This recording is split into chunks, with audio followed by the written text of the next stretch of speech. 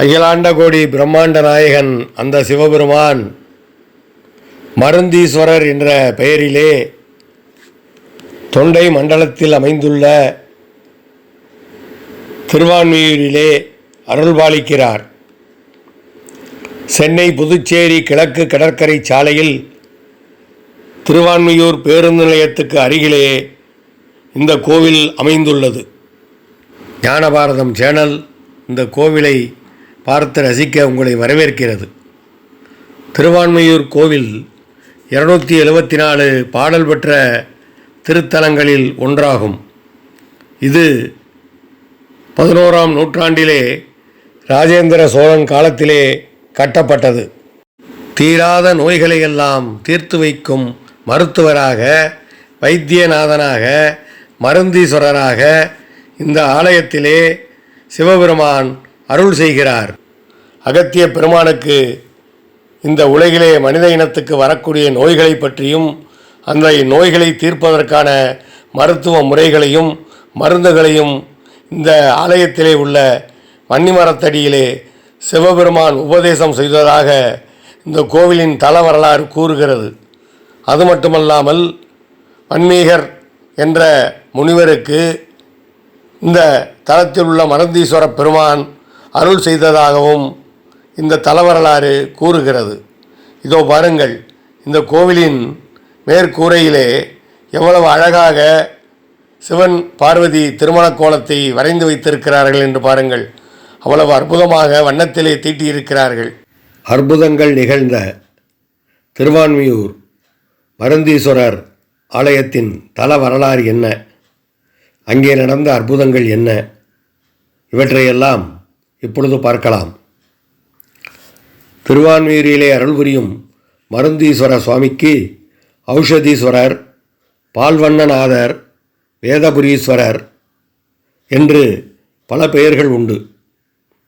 இறைவனுக்கு துணையாக அமர்ந்து அருள் புரியும் அந்த அகிலாண்ட கோடி பிரம்மாண்ட நாயகி அன்னைக்கு திரிபுர சுந்தரி, சொக்கநாயகி, சுந்தரநாயகி என்ற பெயர்கள் வழங்கப்படுகின்றன. இந்த ஆலயத்தின் ஸ்தல விருட்சமாக வன்னிமரம் அமைந்திருக்கிறது.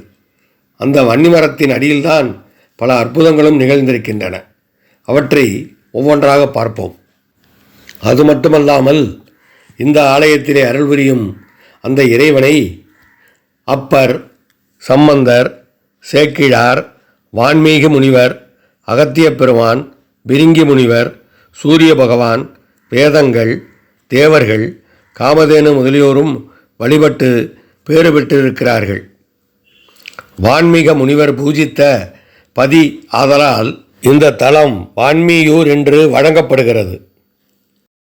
அதுதான் திருவான்மியூர் என்று மருவி அழைத்து கொண்டிருக்கிறோம். மார்க்கண்டேய முனிவர் வான்மீக முனிவரிடம் முக்தி பெற என்ன உபாயம் செய்துள்ளீர்கள் என்று கேட்க அவர் ராமகாதை ஏற்றியுள்ளேன் என்று கூறினார். மீண்டும் மார்க்கண்டேயர் அவரிடம் அது சரி, முக்திக்கு என்ன உபாயம் செய்துள்ளீர்கள் என்று கேட்க வான்மீக முனிவர் சிவபூஜை முக்தியை தர வல்லது என்பதை உணர்ந்தவராக இந்த திருத்தலத்துக்கு வந்து சிவபூஜை செய்தார். பங்குனி பௌர்ணமியிலே வான்மீக முனிவர் முக்தி பெற்றதாக சொல்லப்படுகிறது.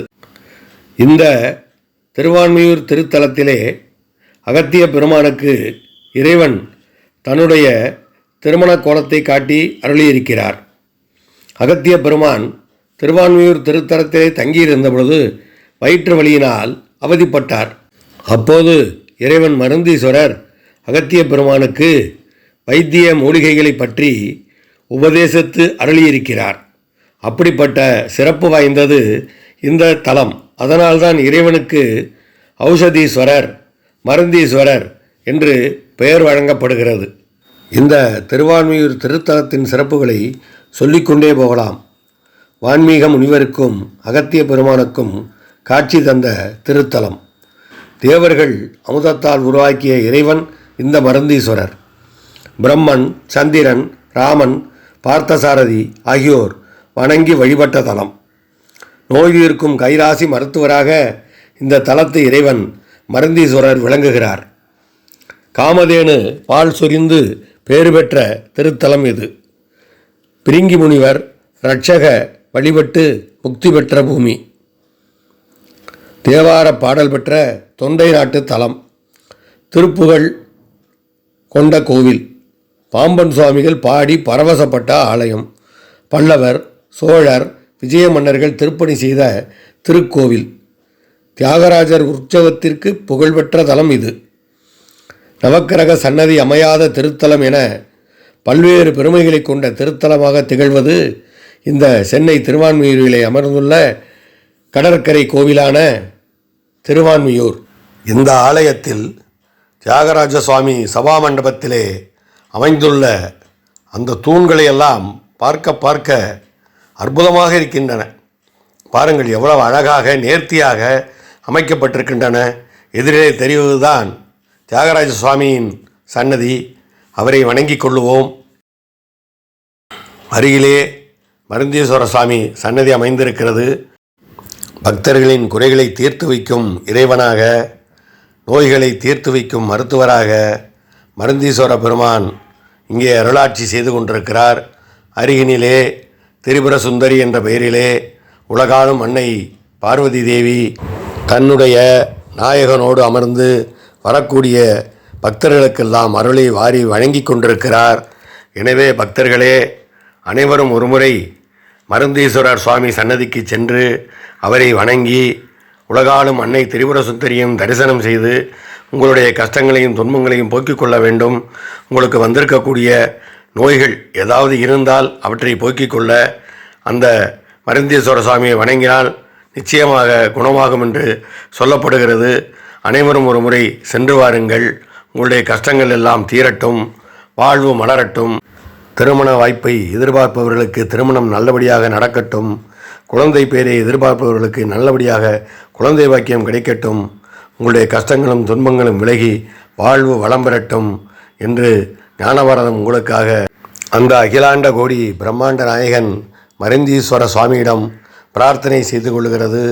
நீங்களும் ஒருமுறை நேரிலே சென்று அந்த இறைவனை வணங்கி உங்களுடைய வாழ்வில் உள்ள கஷ்டங்களும் துன்பங்களும் நீங்க, வாழ்வு வளம் பெற, செல்வம் சேர, உங்கள் குடும்பத்தோடு நிம்மதியாக சந்தோஷமாக வாழ பிரார்த்தனை செய்து வாருங்கள்.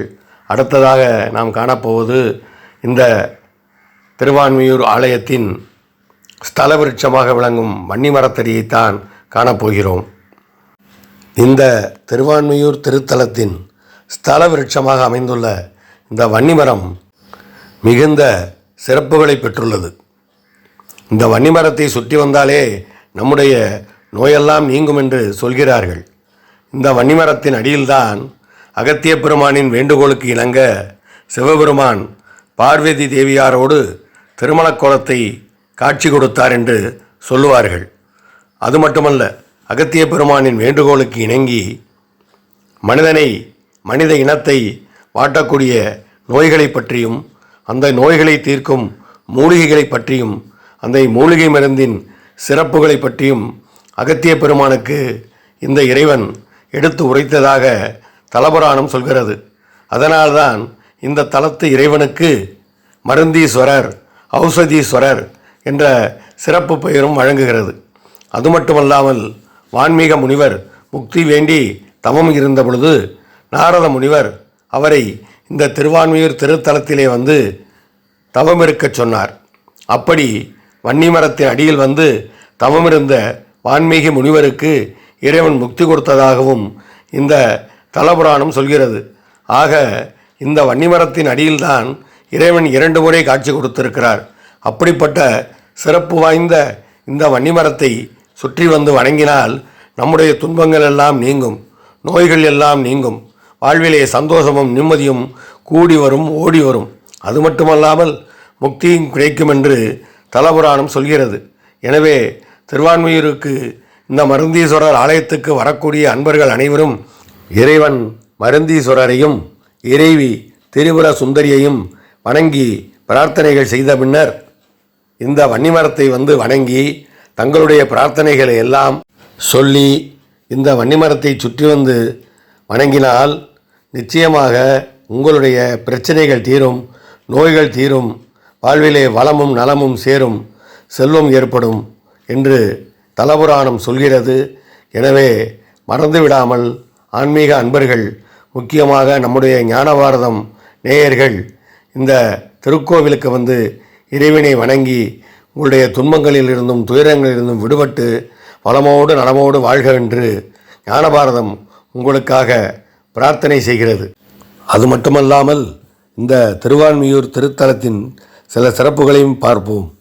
வான்மீக முனிவருக்கு இறைவன் நடனக் காட்சி அருளிய தலம். ஒரு முறை காமதேனு பிரம்மரிஷியான வசிஷ்டரிடம் அவமரியாதையாக சிவபூஜை நேரத்திலே பால் கொடுக்காமல் தாமதம் செய்தது. அதனால் கோபம் கொண்ட வசிஷ்டர், நீ பூவுலகில் பசுவாக பிறப்பாய் என்று சாபமிட்டார். தன் தவறை உணர்ந்து வருந்திய காமதேனு வசிஷ்டரிடம் மன்னிப்பு கேட்டு சாப விமோசனத்துக்கான வழியை கேட்க திருவான்மியூரிலே எழுந்தருளுக்கும் சுயம்புலிங்கத்திற்கு தினமும் பால் சொரிந்து அபிஷேகம் செய்து வா, சாப விமோசனம் கிட்டும் என்று கூறினார். அதன்படியே அந்த காமதேனுவும் செய்து ஈசனுடைய அருளால் சாப விமோசனம் பெற்றது. காமதேனு பசு பால் சொரிந்து சிவலிங்கம் வெண்ணிறமாக காட்சி தந்ததால் இவர் பால்வண்ணநாதர் என்றும் பெயர் பெற்றார். பசு பால் சொரிந்து வழிபட்டமை தொடர்பாக சிவலிங்க திருமேனியிலும் சிரசிலும் மார்பிலும் பசுவின் குழம்பு வடு தெரிகிறது. இது வேதங்கள் 4 வழிபட்ட தலம். தேவர்களும் சூரியனும் பிரிங்கி முனிவரும் இந்த தலத்திலே வழிபட்டு பெயர் பெற்றிருக்கிறார்கள். சிறந்த மேதையாக விளங்கிய அப்பைய தீட்சிதர் சென்னைக்கு அருகிலுள்ள வேளச்சேரியிலே வாழ்ந்து வந்தபோது நாள்தோறும் இறைவனை வழிபட்டு வந்தார். ஒருமுறை இறைவனருளால் இந்த பகுதி முழுவதும் நீர் பிரளயமாக மாற அப்பையர் பிரார்த்தித்தார். அவர் பிரார்த்தனையை ஏற்று அவருக்காக இறைவன் மேற்கு நோக்கி திரும்பி காட்சியளித்தார். இந்த சிறப்பினால் சுவாமி சன்னதி மேற்கு நோக்கி உள்ளது. வியாதிகளால் அவதிப்படும் அன்பர்கள் இறைவன் மருந்தீஸ்வரருக்கு பாலபிஷேகம் செய்தால் அந்த அபிஷேகப்பால் மருந்தாக மாறி நோய்களை தீர்ப்பதாக சொல்கிறார்கள். அது இந்த ஆலயத்திலே நடக்கும் அற்புதம், அதிசயமாகும். எனவே அன்பர்கள் அனைவரும் திருவான்மியூர் மருந்தீஸ்வரரை வந்து தரிசனம் செய்து அன்னை திரிபுர சுந்தரியின் அருளையும் பெற்று அகத்திய பெருமானும் வான்மீக முனிவரும் தரிசனம் கண்ட அந்த இறைவனை நாமும் பார்த்து வணங்கி பிரார்த்தனை செய்து நம்முடைய வாழ்வில் உள்ள எல்லா துன்பங்களும் துயரங்களும் நீங்கி வளமோடு நலமோடு வாழ வேண்டுகிறோம். ஞானபாரதம் உங்களுக்காக பிரார்த்தனை செய்கிறது. மறந்து விடாமல் அவசியம் வந்து இறைவனை தரிசியுங்கள். வாழ்க வளமுடன், வாழ்க வையகம். ஜெய ஜெய சங்கர, ஹரஹர சங்கர. அப்புறம் நண்பர்களே, மறந்து விடாமல் நம்முடைய ஞானபாரதம் சேனலை சப்ஸ்கிரைப் செய்யுமாறு கேட்டுக்கொள்கிறோம். எங்களுடைய அனைத்து பதிவுகளும் உங்களை வந்து சேரும்.